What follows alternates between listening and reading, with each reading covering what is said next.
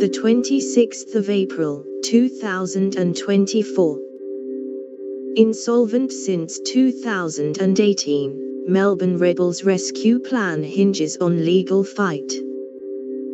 Rugby Australia has accused the Melbourne Rebels directors of misusing tax funds forwarded by the national body amid revelations the Super Rugby club had been trading while insolvent from at least 2018.